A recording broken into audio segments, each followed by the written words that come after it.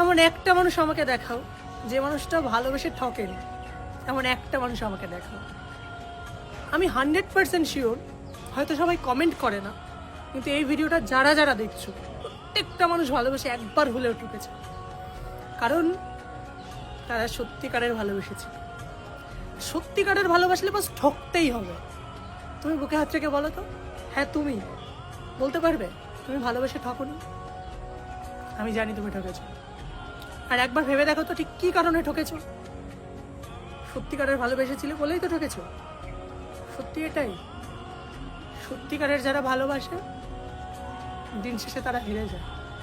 আর যারা অভিনয় করার জন্য আসে দেখবে তারা হাসি মুখে বেঁচে থাকে, হাসি মুখে থাকে। তাদের তুমি কি হলো, তোমার কি হলো, তাদের কিচ্ছু যায় আসে না। শুধুমাত্র তারা শুধু তাদের ভালোটা দেখে। তারা তাদের স্বার্থে তোমাকে ব্যবহার করেছিল, তাই তুমি ঠকে গেছো। আর কি সুন্দর না, সেই মানুষগুলো ভাবে কি তারা জিতে গেছে। আচ্ছা, সত্যি কি তারা জিতে যায়?